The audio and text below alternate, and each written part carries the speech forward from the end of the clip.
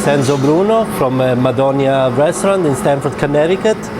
I'll be making today a fall risotto, which goes well with Thanksgiving, either as a starter or a side order or as your main course. We have the arborio rice, which is one of the rices I prefer for this dish, Parmigiano, butternut, roasted butternut, onions, parsley, porcini mushrooms, fresh asparagus, roasted chestnut. We have a gremolata of pistachio, arugula, and orange zest, and a little bit of olive oil. We start with roasting the butternut. Takes about 40-45 minutes at 375 in the open. And what you do is you split the butternut in half, you clean up the seeds, and you just put a little salt and pepper, just a little bit of olive oil, and put it in the oven on a baking sheet like this one.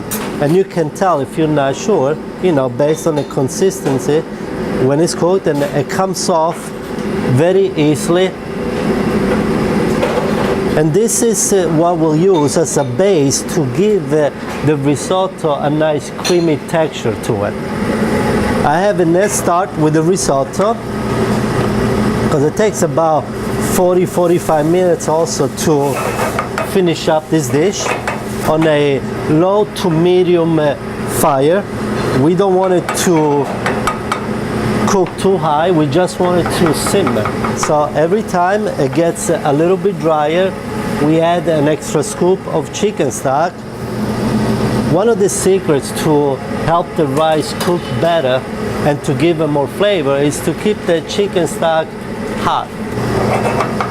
If you're not sure how long the rice should cook, it's okay to grab a spoon and taste it.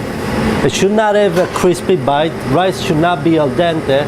It should actually be very soft to the tooth. Just perfect right now. What we do now, we add the rest of the ingredients. Like I say, we scoop off the butternut. Here I mixed it with a little bit of the heavy cream, just to give it a little liquid consistency so it doesn't dry out as much in the risotto. We can add 2 or 3 spoons, whatever you prefer, depends how much you like butternut. At this point, once they cool off, you can cut them in half, you can cut them in small pieces, or you can leave them whole. It all depends how much you like mushrooms. So we'll add them to our dish. The asparagus have also been blanched before, so we can just add them to the dish.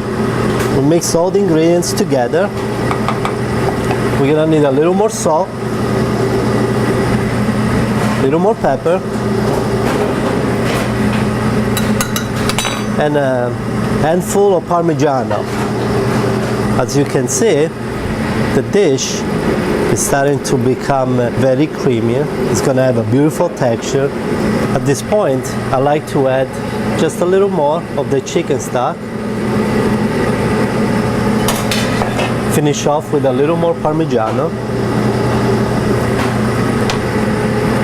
And give it 2 more minutes until I get my serving plate.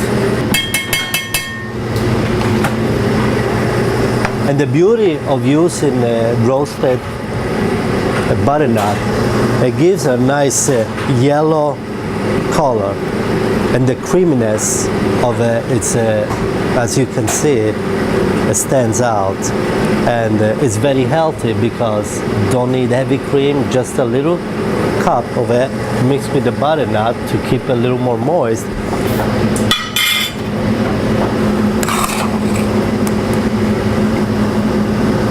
There you go. What I like to do is to sprinkle it at the end of the risotto, just like this. And you can put a little bit extra on the plate for decoration. I also like to add a few roasted chestnuts. You know, it's a beautiful season for chestnuts, walnuts, hazelnuts, mushrooms. So I like to use as many as possible of those products. drizzle a little bit of pumpkin seed oil, which is an amazing, flavorful oil. And of course, it can be a risotto unless you end with the shaved Parmigiano. Thank you, Alan. And some crispy sage leaves. There you go.